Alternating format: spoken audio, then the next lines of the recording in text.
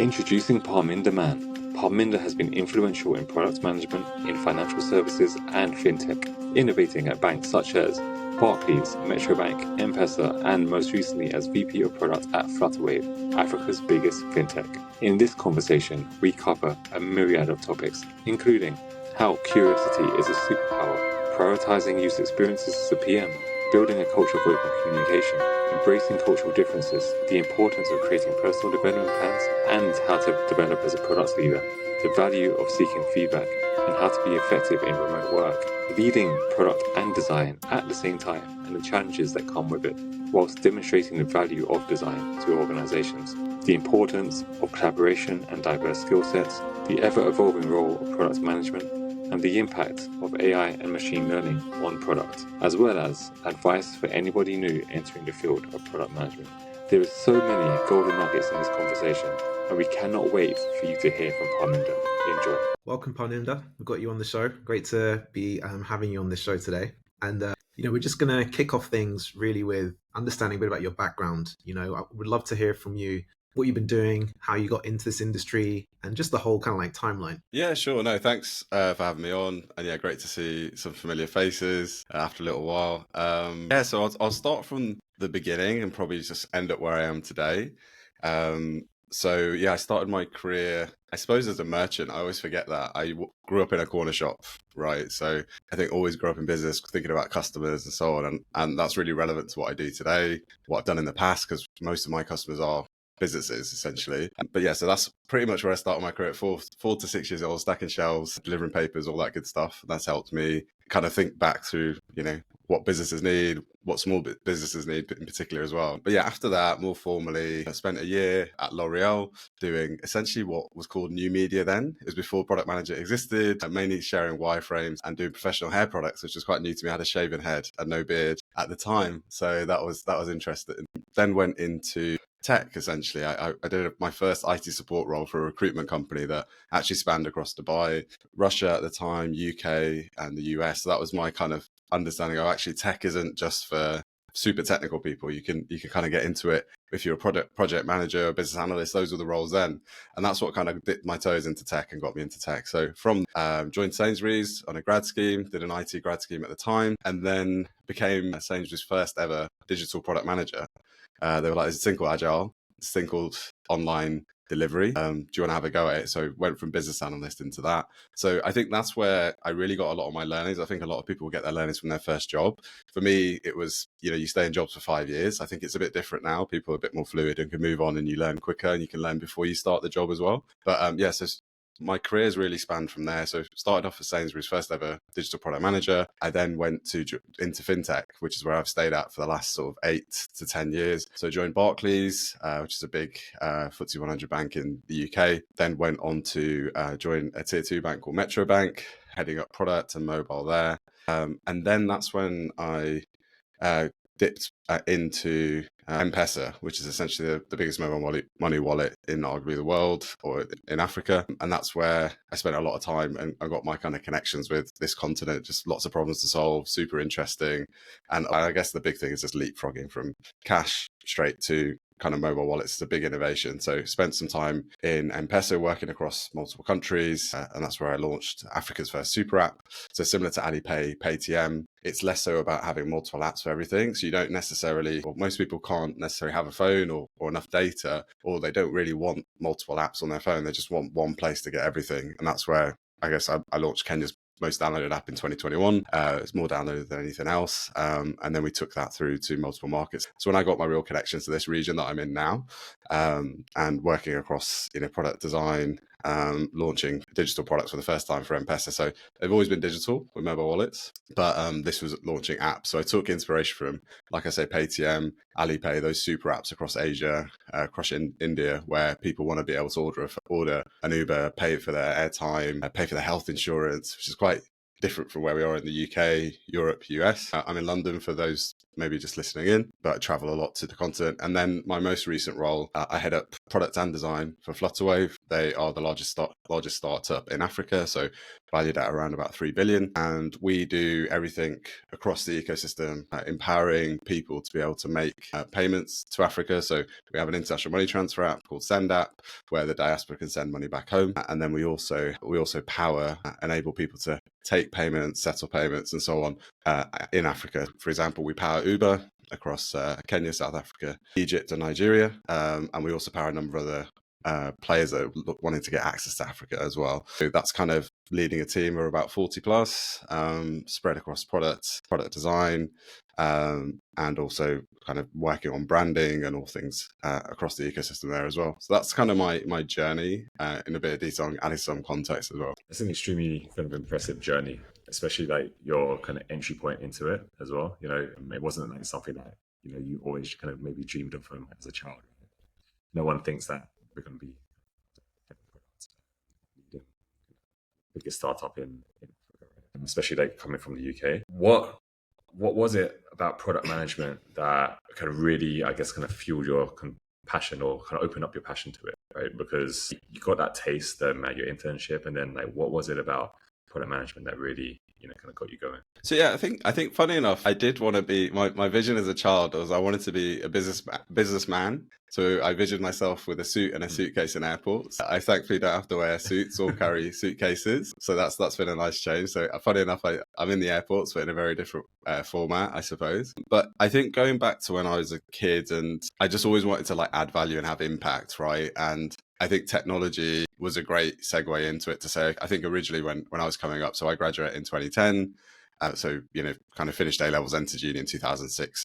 So at that time, the big roles were marketing, you know, creative industry, that type of thing. Digital wasn't really a thing, right? Smartphones were coming up, apps were coming up.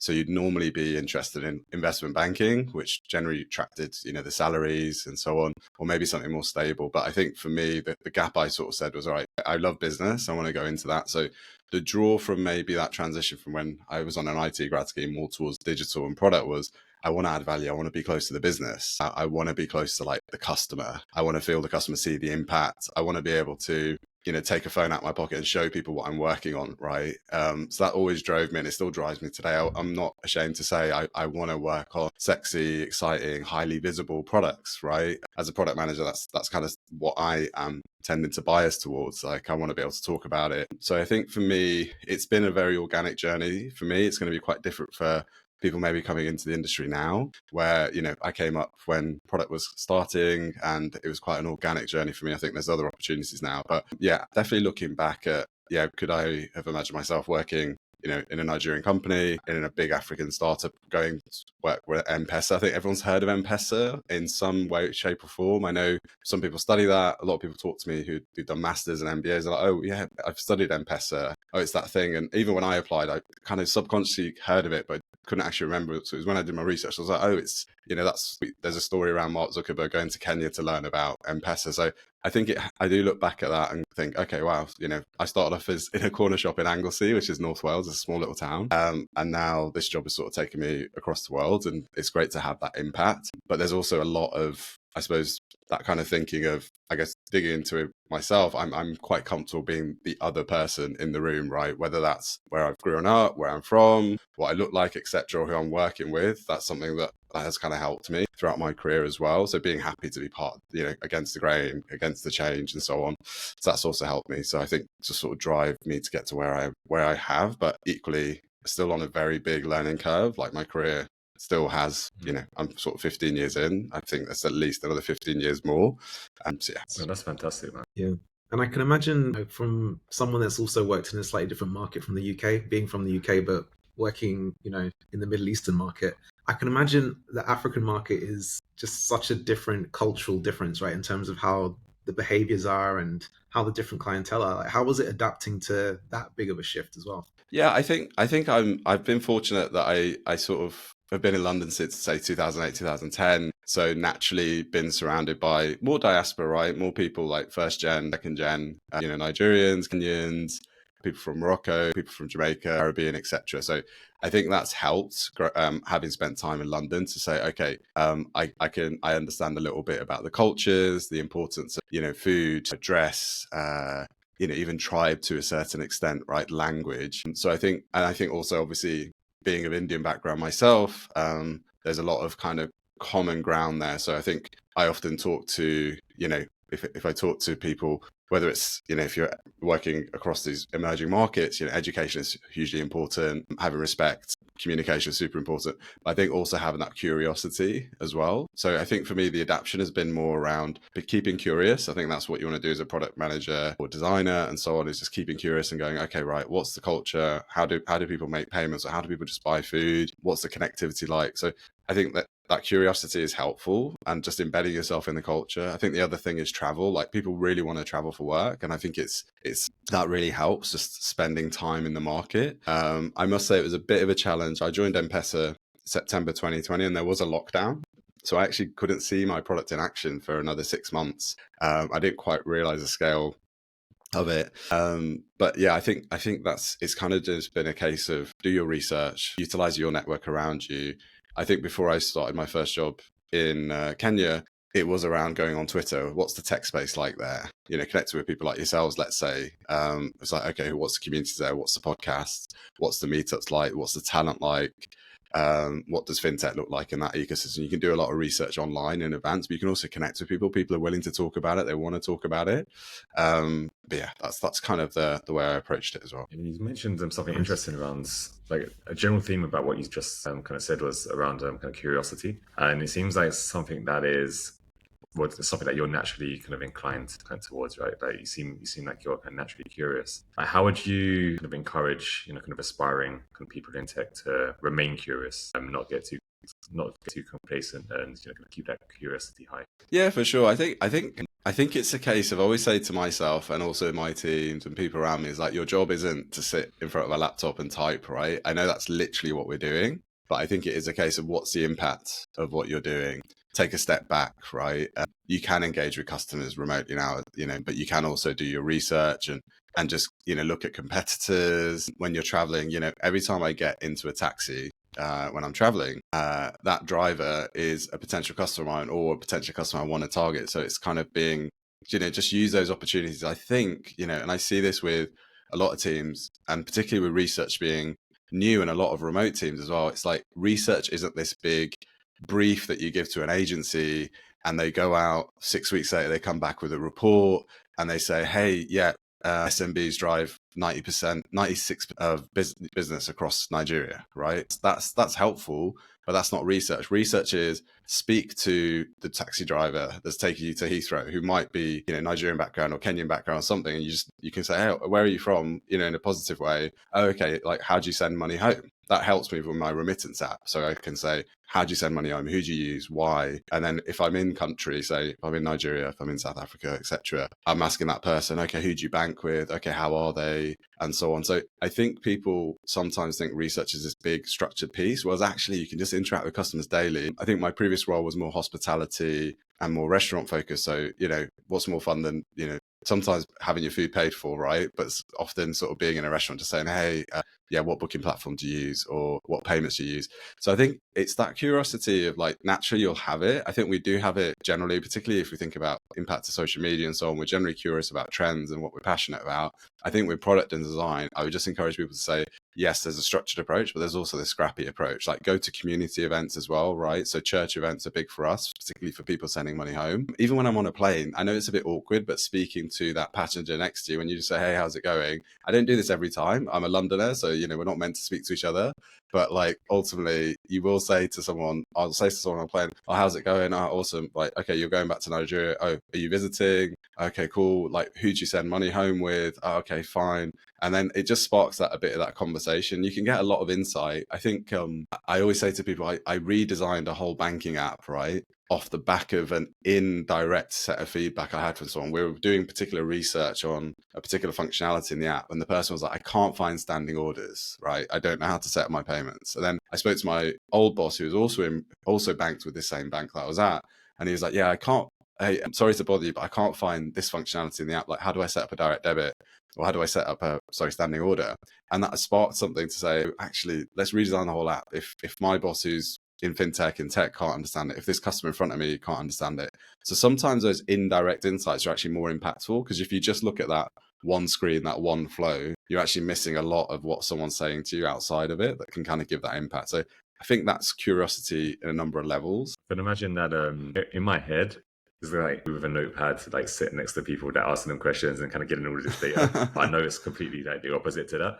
But it does kind of beg the question to me in terms of when you speak to these people, when you have these kind of magical moments, how do you kind of keep track of those insights? And then more importantly, how do you bring them back into the office, into the teams, and to make sure that they're actionable? Yeah, I think it's balancing it out. So I think there is a real structured way to type it up and put it on whether it's Confluence or Notion, etc., having a bank there. Again, I always say to my teams though, the report is much less impactful than like sitting in on the research. Like I don't think you get the same value from, say, if all three of us were going out to do some research and we said, Warren said, I can't make it that day, I'll just get the outputs. He just wouldn't get the same insight of actually sitting in there and being there. So I think there is something hard about passing that on, but I think documenting it on Notion, documenting it somewhere, I think giving snippets, but I think given the position I'm in, and also a lot of maybe product leaders are in, just be conscious that some people will hear what you're saying literally and go, oh my God, we have to redesign the app.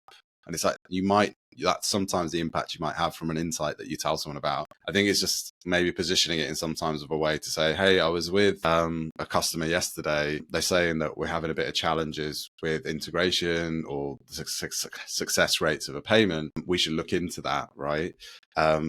Or, hey, this customer gave feedback on this part of the app. They couldn't find this button, right? And this is a bit old school, right? Scrolling and so on. Someone might say, okay, we need to make the button bigger. Let's put the button at the top, etc. It's like, no. Still go through your kind of process. Speak to customers. You don't need to speak to 50 customers. I always say speak to 3 to 5 customers. You get 80% of the insight. But like, there's still a process. So I think be conscious of, although you can document the feedback, you can share it. If you're someone who's in an influential position, just be conscious of how are people going to act on that, and also trust your team as well. So I think that's kind of naturally how I'm doing it. Sometimes I'm not necessarily capturing all the insights. It's more for me. I want to kind of just keep speaking to users, keep a track of what's going on in the market, because people can get overwhelmed with the amount of newsletters, reports, maybe even podcasts, right, that people are like sometimes consuming, that they can get overwhelmed. So sometimes you just want to drip feed the insightful information. Yeah, and I think it's great to hear you talking about research, Parminder, because it's it's such a crucial part of building a good product.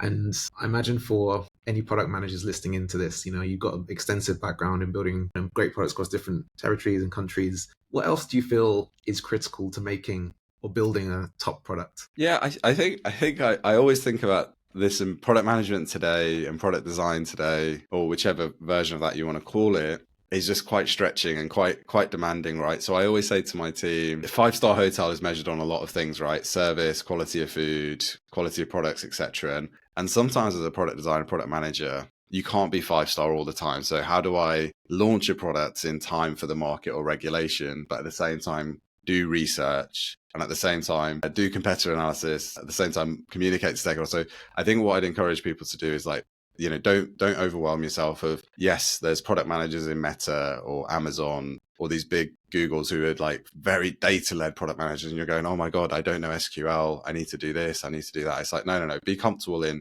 what you're good at, what you're bringing, what your company needs. But I think that's just a bit of a caveat of like, I think the things that people do need going into product is having a good kind of a way of prioritizing, thinking about customer impact, thinking about technical feasibility, thinking about the user experience. Like the user experience can sometimes get forgotten when you're thinking about delivery dates, when you're thinking about timelines, etc. Like remember the user experience, take a step back.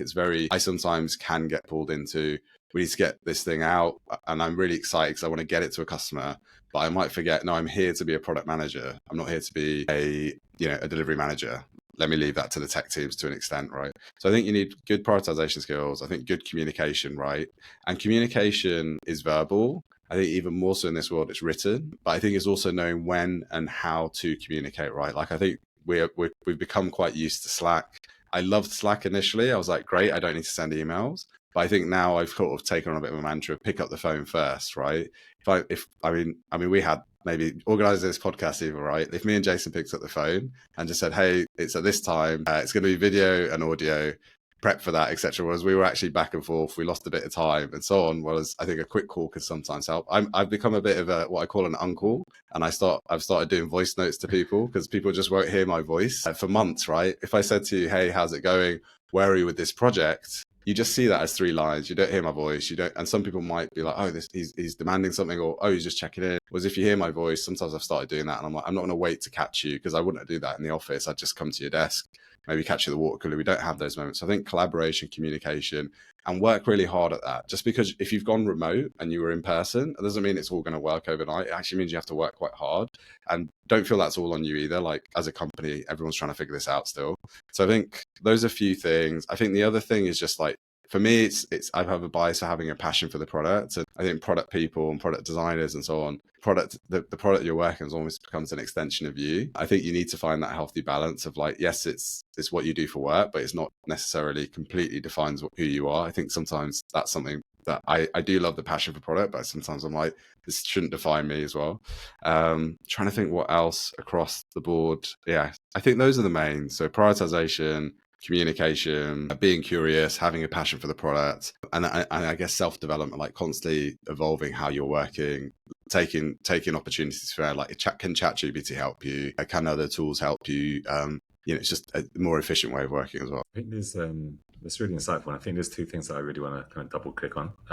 Having worked with you at Metro Bank, I don't think I've ever met a PM that is like so great at communication in a quite an infectious way. And you mentioned several times about how you communicate, how you adapt your communication based on the environment that you're in, being remote, being on site, and how you try and bring these kind of on-site communications into the remote world currently as well. How do you encourage others to kind of adopt that same kind of approach to kind of build a culture around open communication, direct communication? Because having worked with you, it is very kind of infectious. You're able to kind of just rally the troops, get everyone really kind of inspired, kind of wanting to kind of do the work. And so how do you kind of spread that, I suppose, and kind of help others to do the same? No, thanks for the feedback.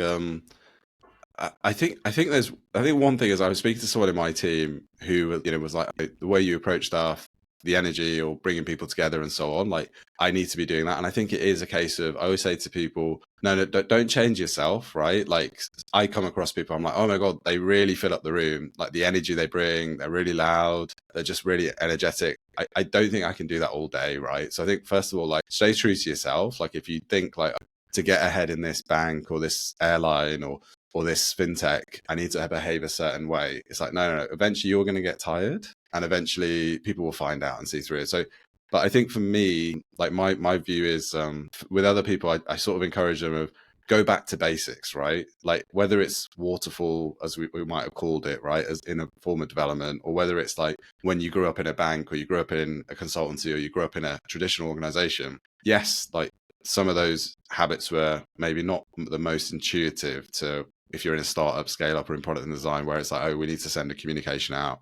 We need to get stakeholders in a room. We need to get working groups together. Some of it isn't the right thing to do because it slows things down. It's very bureaucratic and so on. But I say to people, go back to those basics as well, though, when it comes to send a weekly update of what the focus is for the sprint. Send, after the sprint, send a summary of what you achieved. Have a look at your data, set up a working group maybe once every 2, if you're working on something like onboarding, which we are across the board, where I've worked on onboarding, whether it's in banks, whether it's in retail, or whether it's now in fintech, like that requires a lot of collaboration, right? You need people from risk compliance, you need people in operations, you need people from sales, you need people from product, you need people from design, you need people from customer experience. It's going to be effective to put structure around your way of working, right? And I know people might be thinking, oh, that's straightforward. Yeah, I do you do that though, right? Like I think go back to those fundamental basics, because I think simple things which people might think they do or take for granted. Send an agenda of the meeting, right? Here's what we're going to discuss. Send an output.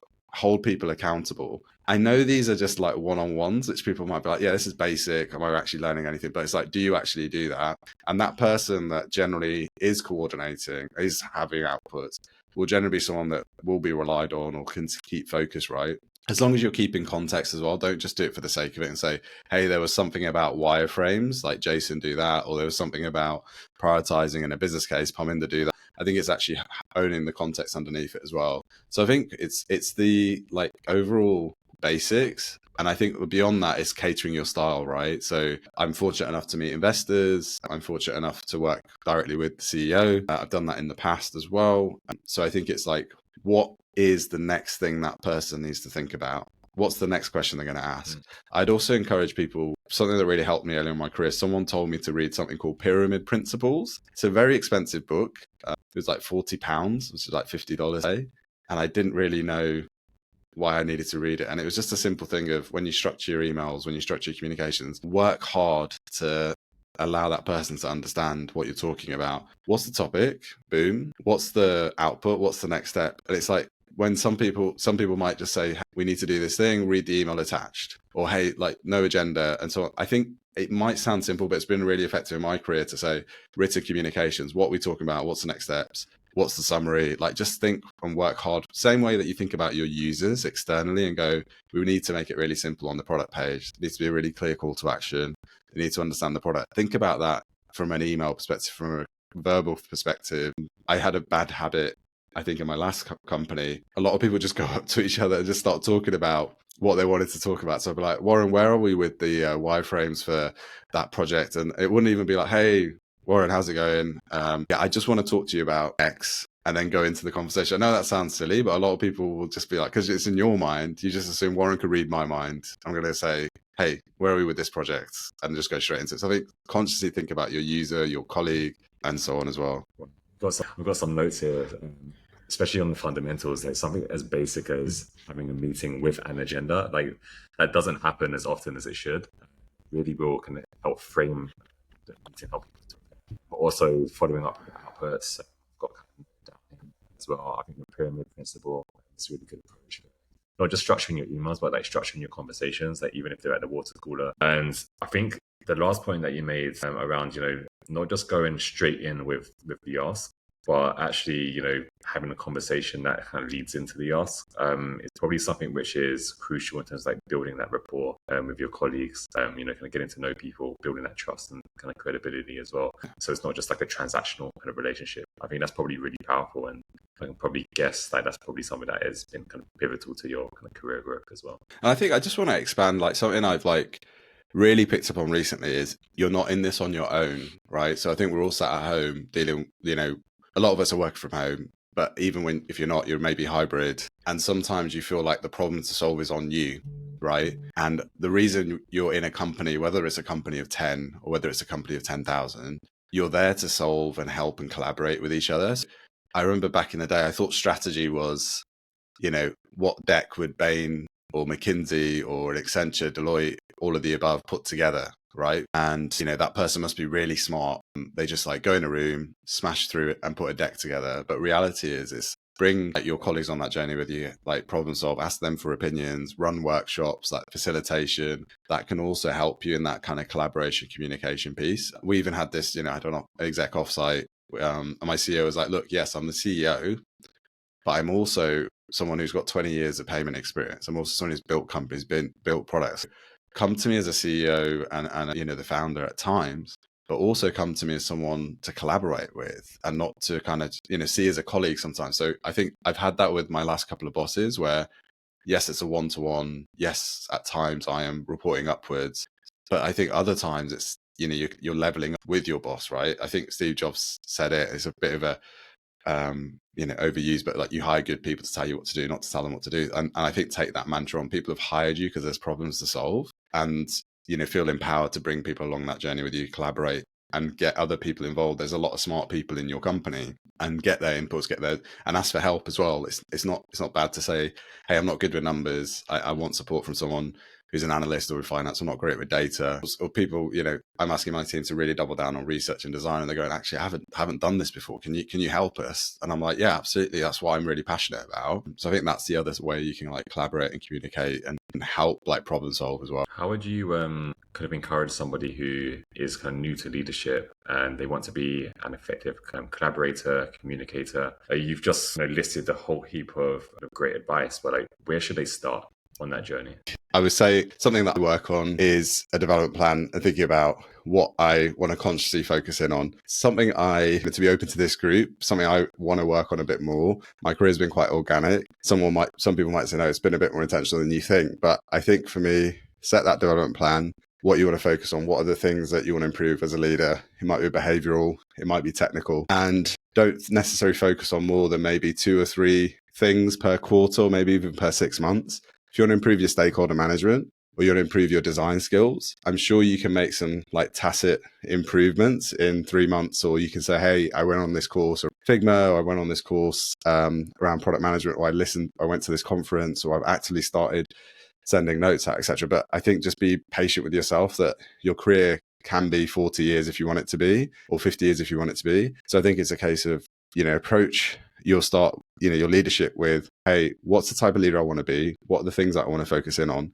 I also recently got some really good advice from like a coach of mine or a mentor of mine who said, a couple of colleagues, what traits you want feedback on, or just to give you general feedback, right? And also just to describe you in 3 words, which I thought was quite interesting. Then ask your family, like a couple of family members, to also maybe describe you in 3 words. And you might get themes out of that.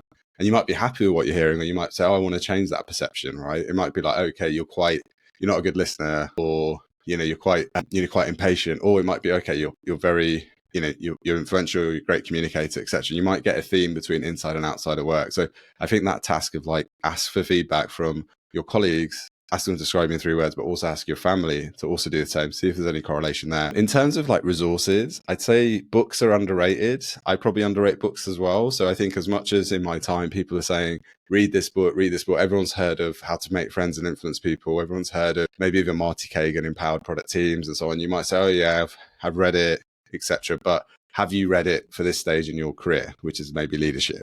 Right? It's different from reading the book when you just graduated. We all read, I think a lot of us did read How to Make Friends and Influence People when we first graduated. Great. That's very different. You're in a different room, different stage of your career. As a leader now, how does that look, right? And I think some of these books we do read about leadership when we're in our maybe say 20s or grad scheme days, they kind of hit different when you're actually in the position to say, I can actually implement this tomorrow. Like it's within my domain. So I think reading is a great resource. I think networking events, like building out a peer network, right, to just sort of echo back or sort of share with. So I think I went to a kind of event with CPOs and other VPs of product, all kind of very similar problems, which we might get into today around the challenge of what's the value product is bringing, what's the value design is bringing. And you kind of go, okay, it's not just the me thing, it's not just my company, because you can sometimes think that. So I think that kind of peer group can help you in your leadership journey. And then I think just being kind to yourself as well.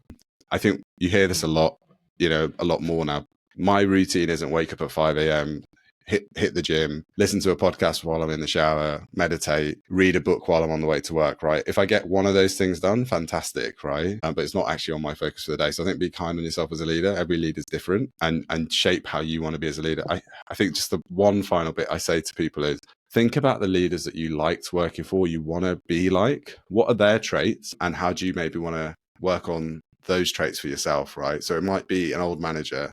It might even be someone you don't work for, right? You might say, oh my God, like Gareth Southgate or Pep Guardiola, or you might say, like Serena Williams, people like that. Like I know they're very different people, sports people. You might say they're all leaders in their own right. What do they stand for? What do I admire about them? Do I admire their success? Do I admire how they handle things, how they balance like everything across work life, how they're open about stuff as well? I think that's other things that you can maybe take advantage of as well. Yeah, I think you just mentioned quite a few kind of golden nuggets and actual like actionable advice that people can take away from this kind of episode and start implementing straight away, especially around kind of asking for advice. And I think some people might be, I don't know, like maybe threatened or intimidated, kind of asking people for direct feedback like that.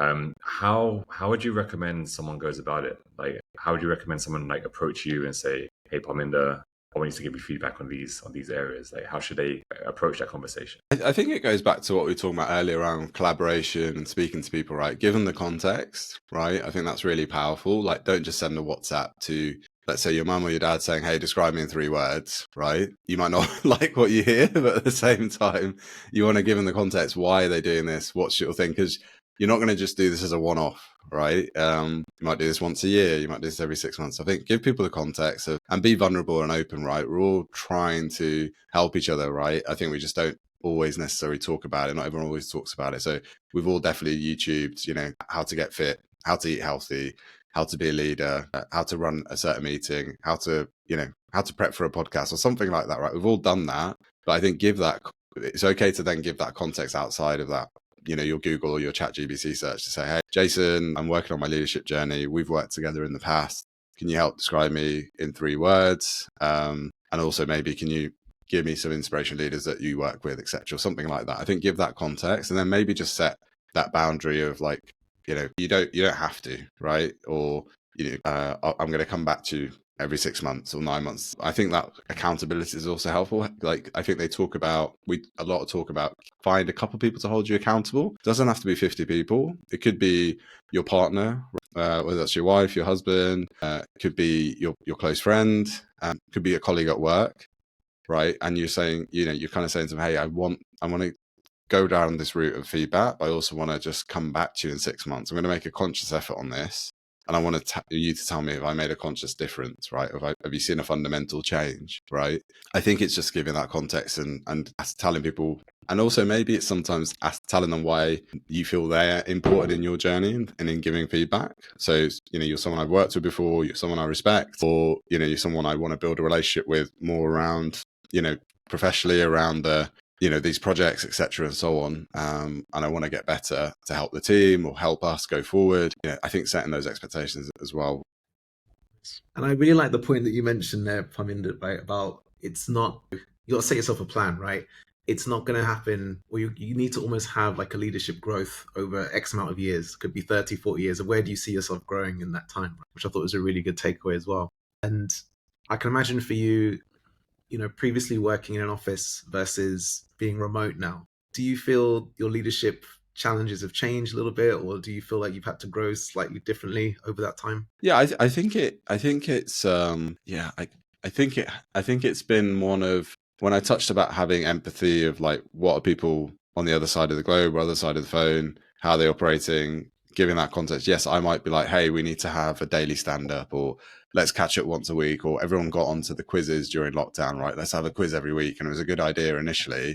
Then after a while, people were like, it's quite tiring now. Like, let's move on. So I think it's having that understanding to be dynamic and say, okay, let's evolve. Like, you have to constantly work on it. It's not like, okay, here's a communication plan to customers. Here's a go-to-market strategy.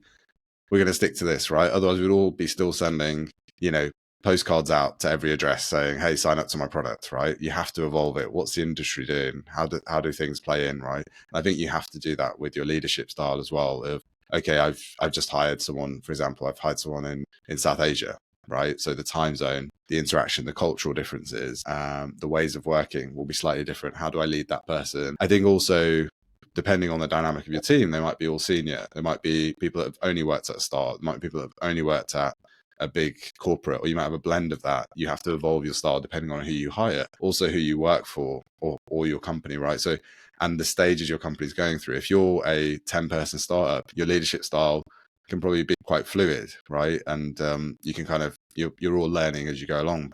If you're then maybe moving from that dynamic to a 350, 400-person startup or scale up or company in general that's been going for a few years, you then have to adapt your leadership style to say, okay, how do I communicate to 450 people? Because it's rare we're all going to be in the same room. It's rare that everyone's going to have the same vested interest, right? So I do have to adapt my style depending on if it's a town hall, if I'm speaking to analysts or more junior people who maybe have an interesting product or just want to kind of get an answer, to if I'm speaking to the finance minister for a whole country, right? That's very different type of style of leadership and conversation communication I need to adapt to. But yeah, I think to your point, Warren, it's something I'm still figuring out. So I don't have a really straight answer for the or like too much insight into like adapting from remote, but I also do try and put myself out there and travel as much as I can. I'm fortunate enough I do have the time right now. I don't think that's forever, so I do try and make a trip once every other month to go and see my team and spend time. It's not easy though. I see, there's challenges like inflation in some of the countries I work in is 70%. So saying to people, we need to travel in all together, like for a couple of days, that has quite an impact. So it's something to also be aware of. So I'm trying to adapt and be sympathetic to that as well. Yeah, you kind of have to, right? And adaptability is going to be a key part to that. And yeah, I can assume there's a lot of challenges, but I feel like they're things that you can definitely overcome with the right cadences and the right kind of process in place, which is great to see. And just kind of sticking with your team on that as well, Parminder, because I know that you currently, you have a product team and a design team that you're leading, both of them together. How is that? Because I know that it's not always easy to kind of manage those two different roles. How do you kind of navigate that?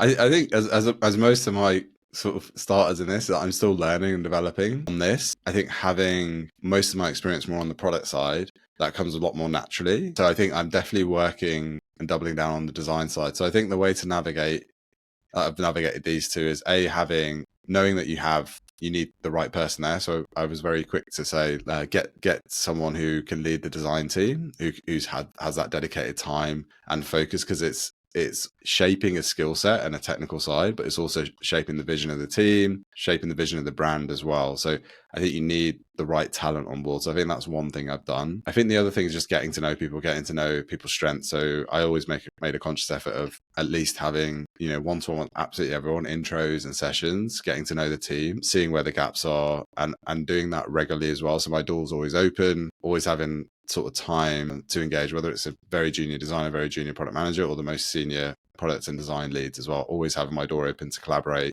and problem solve. I think the other thing I've done is I've leaned on going back to kind of, how do you build out your development plan? I think I've leaned on speaking to previous design leaders that I've worked with, or to say, hey, on the design side, I've just taken on design. It's the second time I've done it. I did it in M-Pesa as well, but it's at a different scale now. It's kind of like, okay, what are the crafts? What are the challenges that you see now? What are the trends and so on? What's the value there of how I can set up between product and design? And I'm always asking for feedback, I would say, of what more can I do for us as a team, whether it's on the product side or design side. But there's some simple things I've done to bring the whole team together. So OKRs, so having like objectives and key results, having like key goals and strategies, people having development plans across the board. And I think the biggest thing I did, which I was asked to do on day 4 of my current job, was what's the product strategy? So I think starting off with a product strategy really helps and sets the tone across product design and engineering. When I say product, I am referring sometimes or often to product design, engineering, and data, right? So I think setting that product strategy, setting the vision and the goal can really help people come along. And then second to that is, how do you give people high challenge and high support? And the high support is in development plans, in context setting, having regular sessions to say, here's what we're doing as a company, here's the focus as a company, here's some of the key kind of initiatives that we're working on, here's how we can support.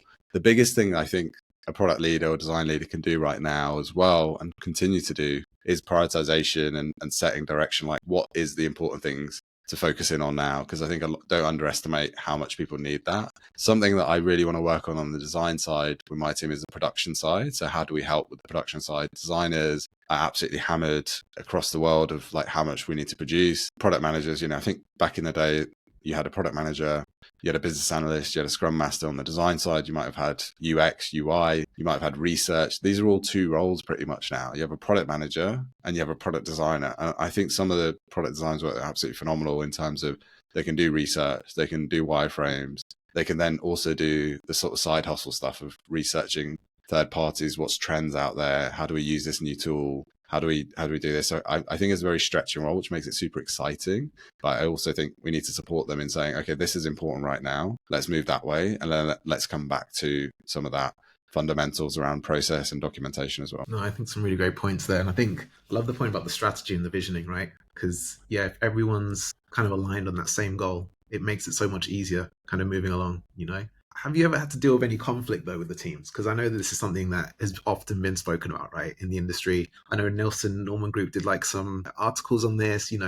the conflict between designers and products because of the overlap with the roles, right? Have you ever had to deal with some of those challenges in your career currently? Yeah, I think it's somewhat, a lot of it's been down to the production side. So I definitely think there's a bit of an anti-pattern of design being seen as literally a production house. Build this, get this done. We need a screen by X. We have a presentation tomorrow. We have a target and so on. So I think it's not been direct conflicts, but I think it's been around that kind of not understanding the value of design, not understanding the value of taking people on a journey, right? So involve everyone early on. Going back to my point around having people collaborate at the start. If you've got a problem to solve, like bring everyone along that journey with you. I think certainly, some of the problems to solve have actually come from really in-depth product design, right? Often a lot of the time, how is this going to work? How's this going to flow? Product designers will look at it from the user experience in terms of maybe the touch point of the screen or the journey, to how does it actually impact offline, right? Like how does the person get money settled? How does the person then reconcile their till? Or how do we deliver groceries to that person at the doorstep, right? I think that kind of end-to-end flow is super important. And I think for me, the conflict has come from not allowing enough time for discovery, research, giving context around the problem. So what I've kind of encouraged people to do is the quality of your product, the quality of design is going to come from the quality of time spent on it, right? It doesn't have to be weeks. But I think give people the opportunity to go out and do some research, look at competitors. Don't necessarily say, okay, this isn't important. We just need, a wireframe that talks about this new product we're launching, because that always ends up becoming what you pretty much build on, right? As much as we're like, oh, we'll come back to it. The reality is you show that. I think also what I'm keen to do is also protect people's time. Like, should you be prioritizing internal stuff over customer stuff, right? Yes, there's a deck. Yes, there's a LinkedIn post. Yes, there's a town hall, or, and so on. Should we be allocating like design time to that over a customer impacting piece? Like, yes, it might be for the CEO. Yes, it might be for the whole company. But I'd rather we spend, designers' time, or that time between product and design, collaborating on stuff that impacts the customer, right? Rather than internal stakeholders. So I often say to people, forget the prototype, right? Sometimes prototyping is fantastic. Can you just jot it down on a piece of paper and go out to a coffee shop and say to people, does this work for you? Or go to your small to medium business and say, does this work for you? I think that's kind of the main piece of the conflict I've seen, is like sharing the value of product, sharing the value of design, and making sure that when people collaborate, they're bringing everyone on that journey along with them. I think that's the main sticky point I see. How would you kind of ensure that value is seen by stakeholders that make the kind of big decisions for the company? So what I've really seen have an impact now is show the work rather than the date, or maybe the end product sometimes. So I think sometimes as senior members of the team, we're accountable for making the company profitable, making the company, run well, making sure it's compliant and so on. And other members of your organization around product and design, maybe commercial strategy and so on, they're dealing with customers day to day. So generally they're saying, hey, I've got a problem, customer problem X, and I need it solved. When can it get solved, right? You coming back and saying, hey, we're doing some discovery, think we can get something out by X date, bear with us, etc. That's okay for that initial interaction. But if the other people in the organization are just fixed on, okay, yeah, Jason, Warren and Parminder working together to solve this, they said they'll be done by June, and your update is maybe focused on the date because you're like, okay, yeah, we really need to make this happen and so on. But I think when you're doing your demos, when you're doing your collaboration with people, show them the flow, show them the work you did. We researched X customers. This is what we found. Here's the wireframes. Here's the flow. Here's the prototype. Here's what we've built out. Here are the scenarios we've thought about, the anti-patterns, the negative patterns, the risk factors, and so on. Because what you'll find is people then go, oh, wow, okay, this is what's gone into product and design. It's not just this magic thing of you just ask someone on a Tuesday to build out a whole new flow and journey for a new product, and on Friday it's ready, and magically, it was really straightforward. People just got on Figma, smashed something out. People wrote some user stories. No, there's a lot of thought topic that went on through that to get to that end result. So I'm encouraging my team to just demo a lot more around the user journey and the work that's gone into it, rather than just showing the end product of here it is, and people are like, great, when's the next one? How do we iterate on this? But yeah, open to hearing from you guys as well, like how you're maybe navigating that space where sometimes product and design is seen as a bit of a commodity, or design in particular is seen as a commodity of, you know, just production house, and showing that value of design as well. Yeah, I can talk you from my perspective on that one, Parminder, right? So I think very similar to what you said there. You know, I think really connecting the teams with a key vision, key strategy, having the same OKRs and the same kind of goals that we're all working towards. I also think it helps to, I don't know what's happened over time, but I feel like, and I remember that famous quote that the products, or the PM is the CEO of the product, right? I know it's an old thinking or way of thinking about product management. I can't remember who said it, right? But I feel like over time that's changed a bit, but I still feel that the business sometimes sees the PM as that role. And I feel like product managers sometimes have to carry that burden, right? That they feel I have to be the one organizing things and make sure things are happening. But actually, it's a team effort, right? You know, a designer can add something to the roadmap. A developer can even add, you know, aspects to the roadmap and things like that as well, right? It's a team collaborative effort. And I think once you kind of help to make sure that every role is seen as equal in the business and that everyone's accountable, I think that really helps then to kind of get teams moving in the right direction. No, 100%. Yeah. No, I hear you. I think the CEO as a product manager piece, it's addictive, because when you're doing well, when you're doing bad, it's very hard. Like, you need to be resilient, but I think it is balancing out, like show the work, have that transparency. Jason, you were going to say something as well on that. Yeah, no, I definitely think, you know, having one shared kind of roadmap kind of between all disciplines kind of helps keep everyone aligned, especially if they're working towards the same objectives. But also, like, making sure that everyone's involved in the process from beginning to end. So even when it comes down to discovery, like, it doesn't necessarily mean that engineers are going to be running the discovery sessions or interviewing the customers directly. I mean, they're more than welcome to, but it's just opening that door and kind of bringing people in, even if they're not on your specific product team, they might be on an adjacent product team. Invite other team members in on that journey from the beginning, so they can understand the rationale and the context behind the solutions that you're about to propose in maybe a week or two later, right? So I think that's very kind of important to kind of keep that alignment, but also from a transparency perspective and a value perspective, have constant show and tells kind of as well. I think that's something which is kind of emerging more and more as a theme, and the more people I've thought to, especially in design and leadership, more and more people are doing show and tells. You know, even if it's something as small as a quick concept, you know, a drawing on a piece of paper. As long as you're showing that thought process to people, it's getting people's buy-in, especially like at a senior stakeholder level. So it's just more so not just putting something out of a magic hat at the very end of a process, but, you know, keeping them kind of informed along the way, kind of builds that trust and transparency. And that seems to be working from what I'm understanding as well. It's one of those funny ones where the more you show things, then the less people want to see, because it's like, okay, I trust these guys now. Yeah, they know what they're doing. Yeah. We've been brought along the journey for the last few projects. It's like, now we trust you guys to kind of take it ahead. You know, so it almost builds, you know, it creates a better environment for you going forward as well. It can also be dangerous, because when you build too much trust in that regard, right, where they start saying, okay, do you know what, like, we don't need to see anymore, and then a few months go by, and then you show them something, and they're like, hold on, how did that happen? So yeah, I feel like there still needs to be that balance of kind of how much you show and tell as well.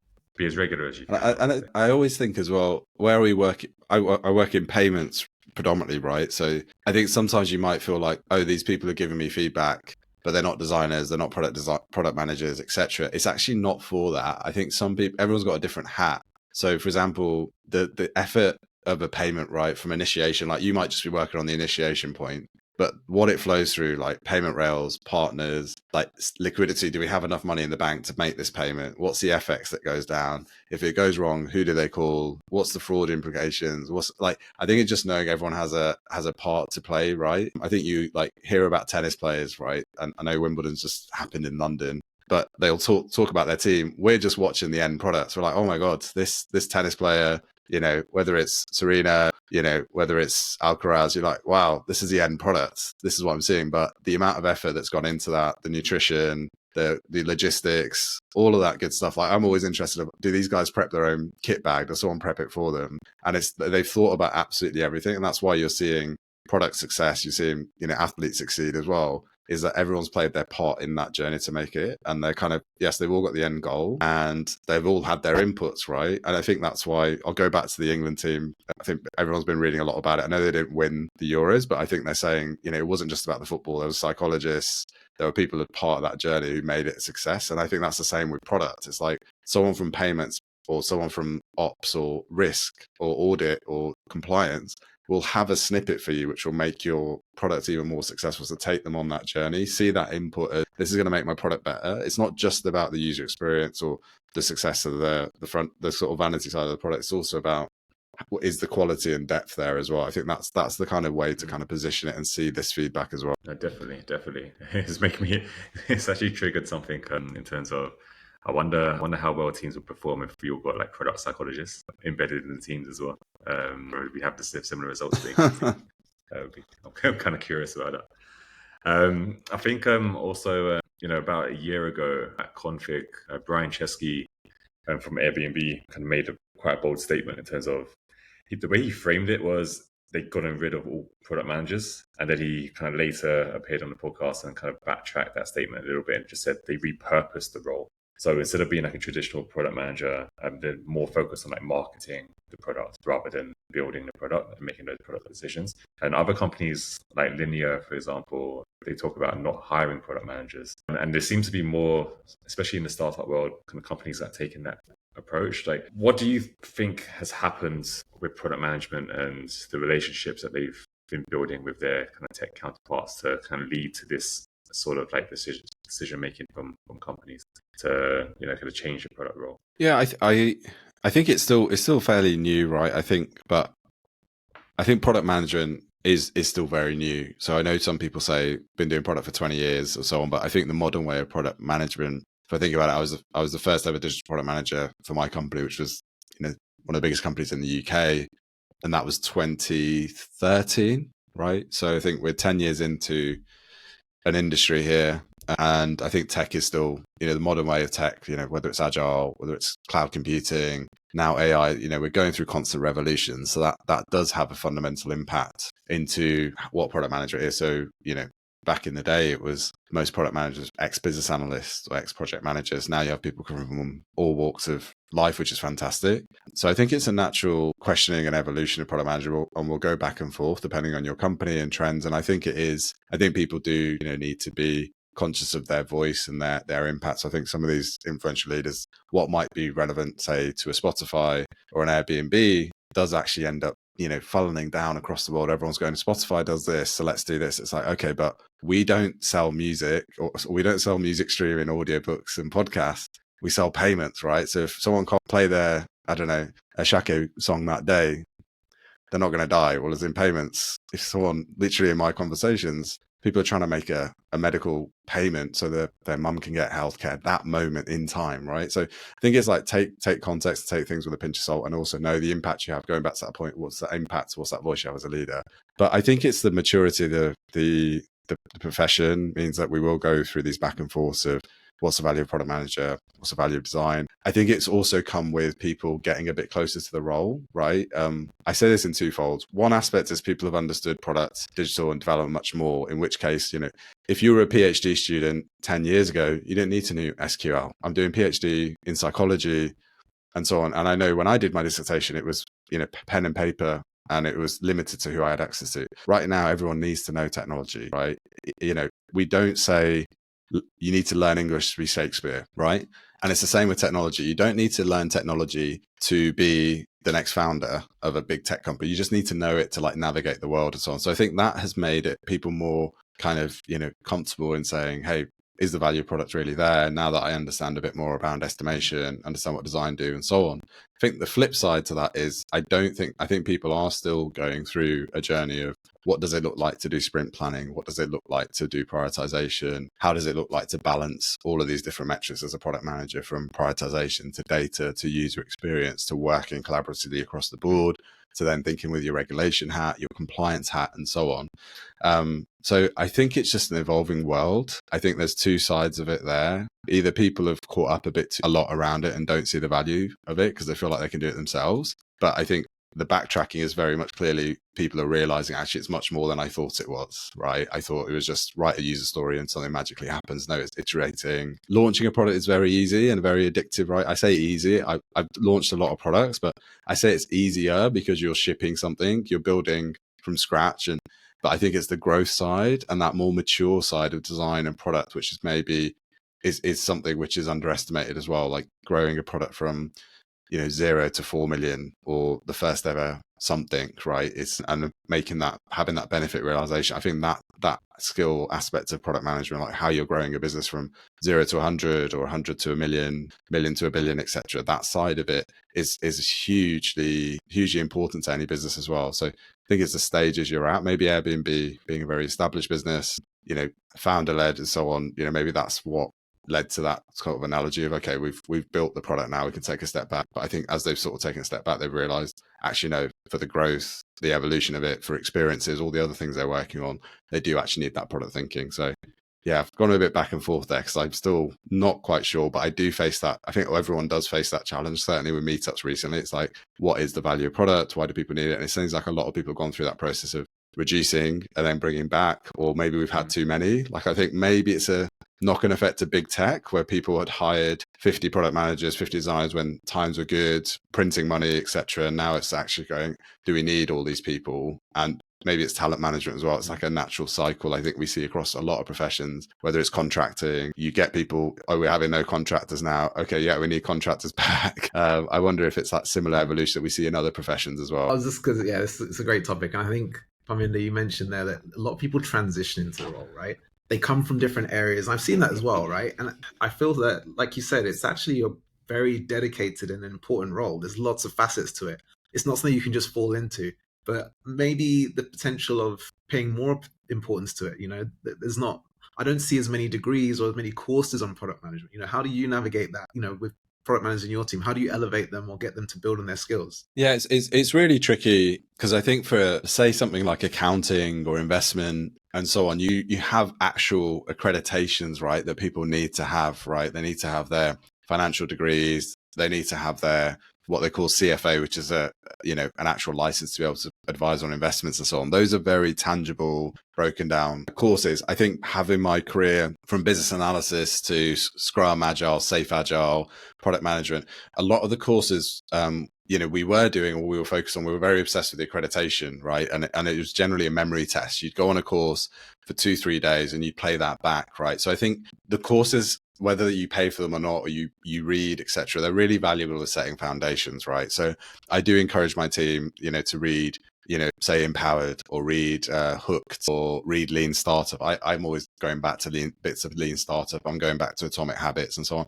Those are great for setting foundations of this is how the framework is. And courses might be great for here's how the frameworks are, right? Same for design and so on. You might have a crash course, lots of people converting to design, converting to product. Great.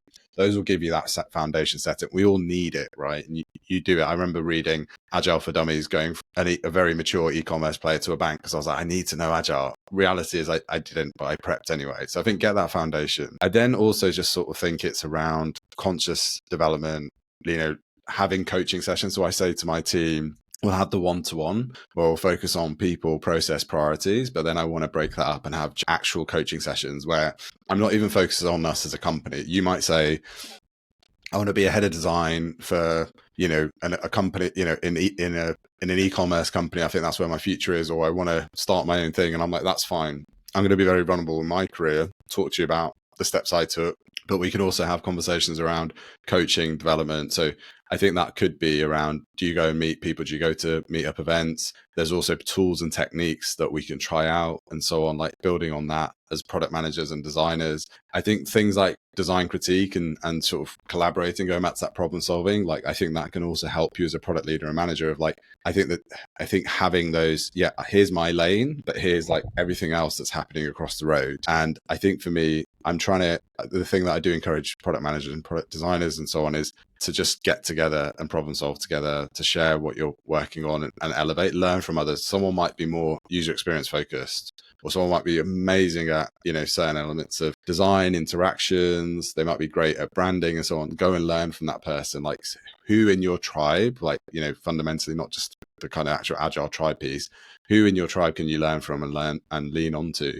So I'm also encouraging every senior manager to mentor downwards into a different area, because again, going back to this remote work, you might just interact with your line manager as a junior product manager or junior designer. You're like, okay, I work for Warren or I work for Jason, and this is how you do design because Warren and Jason say this is how you do design and user experience. It's like, no, go and speak to someone else, because actually Warren might approach user experience design very different from Jason, behavior wise and also technically. So go and like widen your footprint. And I think particularly remote work, I think it's very easy to just say, here's my like 2-3, levels of, in my team, and that's who I'm going to learn from. I think I encourage them to step out of that and speak to other people, and also speak to people outside of your function. There's some amazing leaders, across the business I'm in now. And I'm like, wow, they've worked at global companies like Gojek, Stripe, Citibank. They've built startups, they've sold startups. Go and learn from them as well, because it might not necessarily be a design and product thing. It might be, I want to learn how to lead. Like, how does the person in operations lead a team of X hundred people who are at every different level, and get them to somehow pick up the phone and deal with the toughest customer queries daily? There's a motivational piece around there as well. So I think in summary, it's the books and the courses can get you there. I think the interactions and your tribe around you can help you there. And then also, even outside of that, like, how do you broaden your scope and learn from other leaders? It's something I'm still navigating myself as well. Like, what is my development? How do I become a better leader? What is that? What is the Parminder of the future as well? So 100%. I think that ultimately, when it comes to kind of elevating people, touch on something which is, I think, kind of slept on a little bit, and that's like broadening your scope. So kind of really kind of getting into the kind of details of the other departments, disciplines, and not just like what they do as a function, but also like the journeys of those leaders as well. Like, where have they been before? What did they learn? What are they bringing into the company? And taking like those kind of best bits. I do also think, going back to the product manager relevance kind of question that we asked before, after that talk with kind of Brian Chesky from Airbnb, I spoke to, there was like lots of cheers in the crowd at Config when he mentioned that. And I spoke to a lot of designers afterwards kind of about it as well, like what their take was. And I think it's because the role of the PM, or I guess the quality of the PMs, have changed over time. So a lot of the response that I was getting was that, a lot of the early PMs were like yourself, very curious, talking to people. They really understood their customer. Like, they really understood what the customer's pain points were. Like, they were doing first-hand research. They were doing a lot of the kind of discovery themselves, kind of in the early days, that kind of stuff. And they're close to the data, right? So if anyone had a question about the customer, they were the go-to person. And then I think over time, more people started moving into product management from project management, and they became very delivery focused. So this is the business KPI. This is the objective. Whatever we do needs to hit that. So it became less about the customer and then more about the business impact and just delivering and shipping things. And that seems to be, quite a big issue amongst designers who are very much customer focused, right? And they were relying on their product manager counterpart to be on the same page as them. I just wondered, kind of what do you think about that kind of feedback from designers in the industry? I guess how can we solve it? How can we bring things back to the good old days, I suppose? Yeah, it's a really good question. I think it goes back to that. The craft has evolved, and it is certainly more open, right? So I think we will see a mix of talent, a mix of approaches. Some of that will be dependent on the company. Some of that be dependent on the cycle we're in. So if you think about the cycle we're in now in tech or fintech or just in product manager design, where most of the roles are kind of in this space, right? There has been a shift of, okay, money was cheap and there was a bigger runway. People were getting investment. So there was a bit more opportunity to say, we'll have multiple product managers, we'll have multiple skill sets and so on. And the focus will be, in some places where you're printing money, right, like Canva, places like that, the focus will continue to be around user experience. How do we get deeper the connection there and so on? I think in other spaces which we've seen across the world where, there has been a cutback, there has been a drawdown, it's been focused on revenue, right? It's focused on revenue and drive to profit, right? Whereas before, if you think about how Uber broke ground and so on, it wasn't even to do with revenue. It was just like, let's just gain market share and so on. That's fundamentally changed. And I think maybe that's where some of the shift has been around delivery focus, massive revenue drive, massive focus on profitability, which ultimately should be there all the time, but it wasn't the main thing we're focused on. So I think that's created a bit of a shift, maybe certainly in the last 12 to 18 months, where companies are like, we need to, be sunsetting products. We need to be pausing products that aren't profitable or revenue driving. And that may be, and we need to start really doubling down on deliverables. And that's maybe shifted that behavior. I think the quality of PMs, I think overall as an industry, it's like any other industry, right? I think it's just that product management design, I feel gets targeted more because people can just have more of an opinion on it, right? I don't think product and design is any different from engineering, maybe from data and so on, right? I think data and engineering is a bit more of a black box for most people across business because they can't say to you, I don't agree with the way the quality of the code or the coding practice you're using there. I wouldn't use that coding practice. I've used Airbnb recently. Their coding practice isn't like that. Or data. So I think people are naturally will have a stronger opinion on product and design because they can say, hey, I'm a user. I know that I like the color X, or I like the way this is laid out. I've seen this before. You don't have that same energy for engineering and data because it's a little bit more hidden away, right? Whereas I think the quality of engineers, the quality of people at data scientists across the board, it still represents their product design. I think it's just the product design a bit more are on the chopping block there, as we should be. We want that energy, we want that accountability, but at the same time, I think there needs to be that balancing out of, is it really the product manager and the designer that's having these issues with maybe the performance of your product or the quality of code or the reason why things are maybe delayed? There needs to be a bit more accountability on engineering, on data, and us as a team, right? I'm not actually one for saying it's one person's responsibility. I say, look, product is responsible for delivery, right? But we're accountable for like what we build and if it's right for the market and so on. That's my kind of sort of light take on it, but something I need to probably just take away, think about a bit more as well. Definitely. I think it's definitely kind of a complex subject. It is based on kind of evolution of not just the PM role, but many roles in the organization, all committed to delivering a great experience or a great product. I think multiple roles, including design, engineering, are starting to switch hats more often, which is kind of creating a lot of blurred lines ultimately kind of across teams, across industry. I think it's something that it'll be good to kind of get more kind of people in the industry together to like solve that problem and see what the future of these roles look like.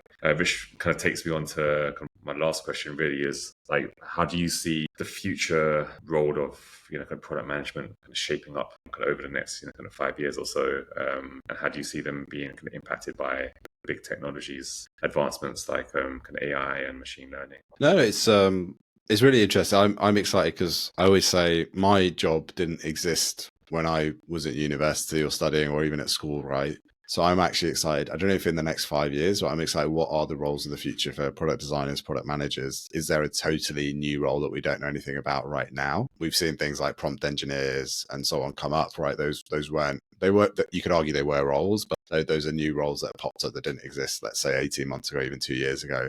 So I think for me, there's always going to be, I'll be strong around. I feel like there's always going to be a need, certainly in the next 5 to 10 years, for product managers, product designers. There are companies that are still going through digital transformation, agile transformation. There are companies that are going digital for the first time. As crazy as that sounds in 2024, that's the reality of it. I think there'll always be a need for that transformational setting up and foundations of a design language, foundations of user flows, agile, etc., and so on. So I don't see that going away, particularly if we're very focused on the UK, US, right? If you look at more emerging markets, it's moving at much quicker pace, but that need for those skill sets is going to still be very valid for 5 years. I think AI and some of these emerging technologies, so AI, I think for me, I'm always sort of saying work back from the use case, don't work back from the technology, right?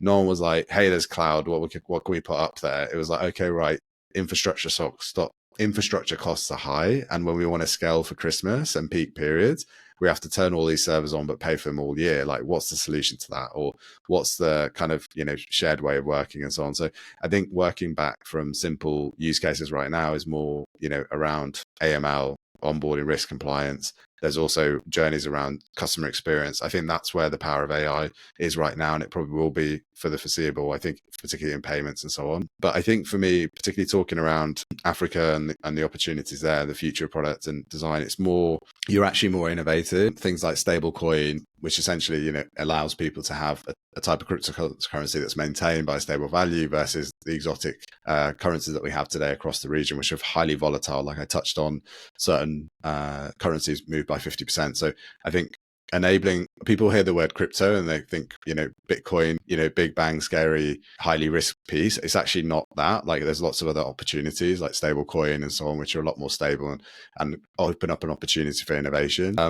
I also think there's still a lot of innovation to go, particularly across my region. Like, how do you set up regular payments? How do you set up things like direct debit? How do you give access to people? Like, I think for me as product manager designers, we have a way to go in the next 5 years around education. Like, do people actually understand the value of investments and savings, right? And how do you do that as a product manager? How do you kind of educate people along that journey? That's certainly something I'm passionate about, whether it's this region or other regions as well. So I think those are kind of the themes. Like, I know are spanned across products and design, like what they'll focus on, as well as emerging technologies. But I think there's also a long way to go across the world, and places might seem more innovative than you think, and other places might not seem as innovative as you think. But when you dig a bit deeper, there's actually still a long way to go in the next 5 years as well, just to develop product, develop those ecosystems, and build stuff from scratch. There's things that you can build that doesn't exist yet. I know there's still problems with, particularly in finance, like how do I manage personal finance? How do you manage investments? There's just a lot of problems to still solve there, which I think will be those fundamental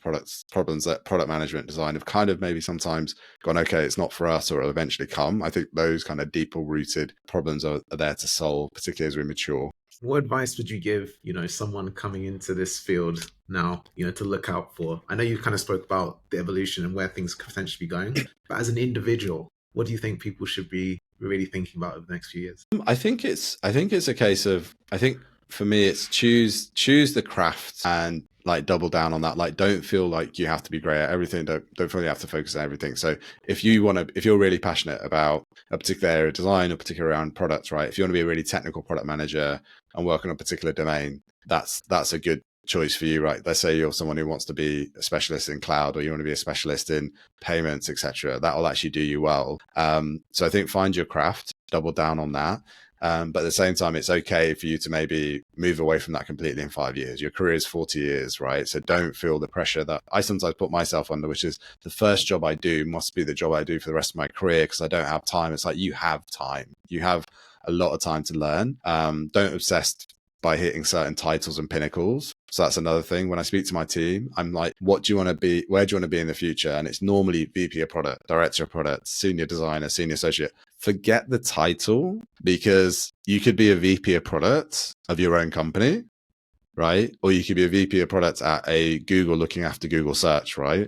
They're two very different roles. Think about the actual deeper level role that you might want to eventually move to, right? What are the roles and responsibilities that role has? What's the behaviors that has? The job description, we look at the title, great, but we actually then look at level lower. So start with the level lower as you're building out your career and say, what's the type of job I want to do in the future? I think also when you're maybe choosing your job, your next job or your next move, you have an offer. I think for me, the great advice that someone gave me was, what's the role you want to do next, right? And which is the job that maybe out of these 3 or 4, maybe the one that you have in front of you, does that get you to the right stepping stones where you want to get to next? And it's not necessarily upwards. It could be sideways. It could even be backwards, right? You might say, hey, I want to completely leave engineering, go into product, in which case you're starting your craft again. I think that's another thing for people coming into the industry. But I think the other thing is also, I think there's a competitiveness across product management. It's less so in design. I think designers have a bit more of a collaboration. You're more doing a very similar job. With products, you're maybe competing on how well is your product doing, what's the more releases, what's the number of users you have.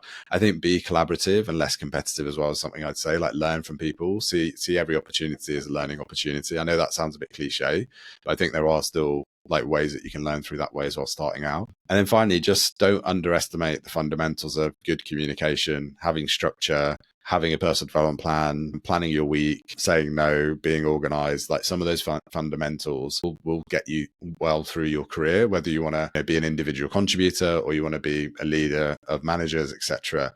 I think work on those fundamentals of, communication, organization, prioritization, understanding your customer, being curious, like that will always do you well throughout your career. Never stop doing that. Our CEO never stopped speaking to customers. Other CEOs I've worked with never stop speaking to customers. They never stop prioritizing, never stop learning either. That's why you see a lot of people later in their careers maybe doing learning courses or taking on additional learning responsibilities, not because, when you get there, you're meant to do an MBA or you're meant to maybe read a book, etc. It's just having that thing of, I want to get better, I'm going to go do it, not because I have to, but because I want to as well. So I think those are some of the other nuggets I'd add. Fantastic advice, man. Fantastic advice. And I think really good. Even this is stuff that we can take away for our own careers as well. I think this applies to people at all points of their career, whether you're kind of just entering and kind of graduating kind of university to being a VP or product at a company. You can definitely kind of continue to kind of grow and learn in all of these areas. I just want to say big thank you for coming on the show today, Parminder. Takeaways for the audience and ourselves. I've been taking a ton of notes, which I always love. And I just want to kind of just ask if anyone wants to find you online, contact you, how can they do that? Yeah, no, thanks for having the show. It's my first, I think it's my first podcast. And yeah, so hence, there's lots of firsts, even if you're a VP of products or been in career 15 years. But yeah, you can find me mainly on LinkedIn. So it's just Parminder Mann, and you'll see VP of Flutterwave. I mainly post bits around products and things that are happening across Africa, Flutterwave predominantly. So if you're interested to keep up with that, yeah, it's mainly on LinkedIn. You can find me. And then also, yeah, based in London, generally work once a week around Shoreditch Way. So happy to connect in person at events and so on as well if you reach out. So yeah, that's me. Amazing. Yeah, thanks so much, Warren. Thanks so much. Thank you again, Parminder. Yeah, no, excellent.